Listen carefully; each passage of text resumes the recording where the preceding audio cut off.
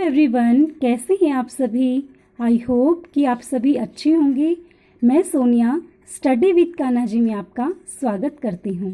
देखिए स्टूडेंट्स, मैंने आपको अपनी पिछली वीडियो में क्लास 6 एनसीईआरटी हिस्ट्री चैप्टर 2 के कुछ टॉपिक कवर कराए थे कि जो स्टार्टिंग का मानव था वो कैसे उसने अपने रहने की जगह निर्धारित की थी, क्या क्या रीजन थे उसके एक स्थान से दूसरे स्थान पर घूमने के, उसने पुरा स्थल की खोज कैसे की। तो मैंने आपको ये सब जो टॉपिक्स थे ये पिछले वीडियो में कवर कराए थे। आज हम इसके आगे के जो टॉपिक्स हैं वो कवर करेंगे, जैसे आग की खोज। देखिए मानचित्र 2 में कुरनूल गुफा ढूंढो। मैंने आपको कल एक मानचित्र कराया था जिसमें आपको लाल त्रिकोण वाले निशान दिखाए थे मैंने। क्या थे वो निशान? वो थे पुरा स्थल से रिलेटेड जगह, ठीक है, जहाँ पे मनुष्य ने बसना स्टार्ट किया था अपने काम के लिए, ओके, अपने निर्माण कार्यों के लिए। तो वहाँ पे कुरनूल की गुफा है। वहाँ पे क्या था कि राख के अवशेष मिले थे। उसका मतलब क्या था कि जो स्टार्टिंग के लोग थे वो आग जलाना सीख गए थे। अब देखिए आग का जो यूज़ था वो कई कार्यों के लिए वो लोग करते थे, जैसे प्रकाश के लिए, ठीक है, मतलब रोशनी के लिए, मांस भूनने के लिए, खतरनाक जानवरों को भगाने के लिए। अब नेक्स्ट है कि नाम और तिथियां। अब हम जिस काल के बारे में पढ़ रहे हैं तो जो पुरातत्वविद होते हैं उन्होंने उनके बड़े बड़े नाम रखे हैं। जैसे जो आरंभिक काल है उसको वे किस नाम से जानते थे? पुरापाषाण काल से। ये जो पुरापाषाण काल का जो शब्द ये पुरापाषाण काल जो है वो 2 शब्दों से बना है, पुरा यानी प्राचीन और पाषाण यानी पत्थर। तो ये जो नाम है ये सबसे पहले पुरास्थलों से प्राप्त पत्थरों के औजारों के महत्व को बताता है। फिर ये जो पुरापाषाण काल है 20 लाख साल पहले से 12,000 साल पहले के दौरान इसका टाइम माना जाता है।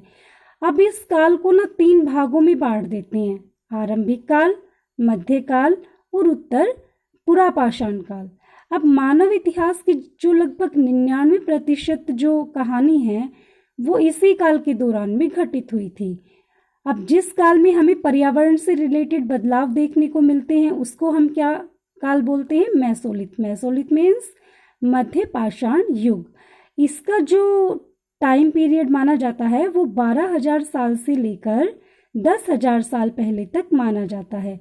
इस काल की क्या विशेषता रही है कि इसमें जो पत्थर होते थे, पाषाण जो होते थे वो बहुत छोटे होते थे, ओके। इन्हें क्या कहते थे? माइक्रोलिथ यानी लघु पाषाण भी इसको बोला जाता था। प्रायः इन औजारों में हड्डियों या लकड़ियों के मुट्ठे लगे हंसियां और आरी जैसे औजार देखने को मिलते हैं। अब टाइमली क्या हुआ कि पुरापाषाण युग के जो औजार हैं वो भी इसी दौरान बनाए गए थे। अगले युग की शुरुआत 10,000 साल पहले से होती है, जिसको हम क्या बोलते हैं? पुरापाषाण युग। अब इसके जो हैं कुछ स्थानों के नाम दिए गए हैं। अगले अध्याय में तुम्हें ऐसे अनेक नाम देखने को मिलेंगे, ओके। देखिए फिर हम नेक्स्ट बात करते हैं कि बदलती जलवायु। अब इसमें क्या था कि जो लगभग 12,000 साल पहले की जो दुनिया थी बच्चों, उसमें बहुत बड़े बदलाव आए। क्या बदलाव आए कि गर्मी बढ़ने लगी, जिससे क्या हुआ कि कई घास वाले जो क्षेत्र थे वो मैदान भी बढ़ने लगी, मैदानों की संख्या, ठीक है। अब क्या हुआ मैदान बनने से कि जो हिरण थे, बारहसिंगा था, भेड़ थी, बकरी थे, ऐसे कई जानवर थे जिनकी संख्या भी बढ़ी, जो मतलब घास पे डिपेंड थे, जो मेनली घास खाकर ही जिंदा रहते थे। अब क्या हुआ, अब जो लोग थे वो क्या करते थे कि इन जानवरों का शिकार करते थे और इनके पीछे क्या करते थे, वो आए। और खाने पीने की जो आदतें हैं, प्रजनन का जो समय है, उसके बारे में भी उनको जानकारी मिलने लगी। हो सकता है कि तब लोग जो थे जानवरों को पकड़कर अपना क्या करते थे, जरूरत के हिसाब से पालने की बात वो सोचते हों। साथ ही क्या हुआ कि इस काल में मछली भी जो थी वो भोजन का महत्वपूर्ण स्रोत बन चुकी थी। फिर देखिए खेती और पशुपालन की शुरुआत के बारे में हम जानेंगे कि जो इस दौरान क्या हुआ था कि उपमहाद्वीप के बहुत अलग अलग हिस्सों में गेहूं, जौ और धान जैसी जो फसलें थी, ठीक है, वो प्राकृतिक रूप से अनाज वो उगने लगा था, वो फसलें उगने लगी थी। शायद स्टार्टिंग में बच्चों ने, स्त्री ने, पुरुषों ने इन सब अनाजों को बटोरना स्टार्ट किया होगा।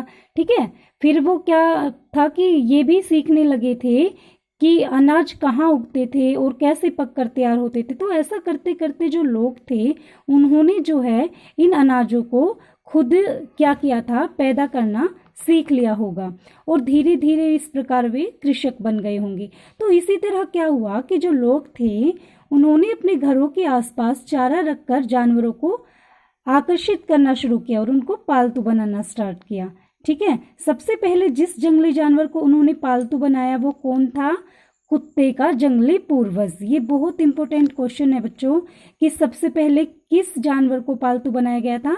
कुत्ते को। ठीक है, धीरे धीरे लोग भेड़, बकरी, गाय, सुअर जैसे जानवरों को भी अपने घरों के नजदीक पालने लग गए थे। ओके, फिर ऐसे जानवर झुंड में रहते थे जो ज्यादातर घास खाते थे। अक्सर लोग अन्य जंगली जानवरों के आक्रमण से क्या करते थे? इनकी सुरक्षा किया करते थे और इसी तरह धीरे धीरे वे क्या हो गए थे? पशुपालक बन गए थे। फिर हम नेक्स्ट बात करते हैं कि बसने की प्रक्रिया। अब देखिए, लोगों के द्वारा जो पौधे उगाए जाते थे उनकी देखभाल करने को, ठीक है, जानवरों की देखभाल करने को, पौधे उगाने को ही किसका नाम दिया गया था? बसने की प्रक्रिया का नाम दिया गया है। अब ये पौधे और जो जानवर होते थे वो क्या करते थे? जंगली पौधे और जानवरों से अलग होते थे। इसकी वजह से क्या हुआ कि जो बसने की प्रक्रिया की दिशा में जो पौधे और जानवर अपनाए गए थे, लोग उनका चयन करने लगे थे। मतलब लोग केवल उन्हीं पौधे और जानवरों का ही चयन करते थे, उनको ही चूज करते थे जो कभी बीमार ना हो या बहुत कम हो। यही नहीं, लोग उन्हीं पौधों को चुनते थे जो बड़े दाने वाले होते थे। ठीक है, साथ ही उनकी मजबूत डंठले अनाज के पके दानों के भार को भी वो संभाल सके। तो वो क्या करते थे कि ऐसे बीजों को संभाल कर रखते थे ताकि फिर से उगाने के लिए उनके गुण सुरक्षित रहे। अब क्या होता था कि उन्हीं जानवरों को वो आगे प्रजनन के लिए चुनते थे जो आमतौर पर अहिंसक होते थे, मतलब जो हिंसक नहीं होते थे। इसलिए हम देखते हैं कि पाले गए जानवर तथा कृषि के लिए अपनाए गए पौधे जंगली जानवरों तथा पौधों से धीरे धीरे भिन्न होते चले गए थे। ओके, और मिसाल के तौर पर जो जंगली जानवरों की तुलना में पालतू जानवरों के दांत और सींग छोटे होते थे। तो इस प्रकार जो बसने की प्रक्रिया है वो पूरी दुनिया में धीरे धीरे चलती रही और ये करीब कब शुरू हुई थी? 12,000 साल पहले शुरू हुई थी। तो वास्तव में आज जो हम भोजन करते हैं वो इसी बसने की प्रक्रिया की वजह है। ओके, तो कृषि के लिए अपनाई गई सबसे प्राचीन फसलों में कौन कौन सी मानी जाती है? गेहूं तथा जौ।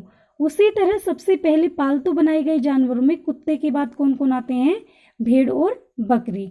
तो आज के लिए बस इतना ही स्टूडेंट्स। और हाँ, आप लोगों को जहाँ भी कोई प्रॉब्लम लगे तो प्लीज़ कमेंट बॉक्स में अपनी राय जरूर लिखें। Thank you, have a nice day.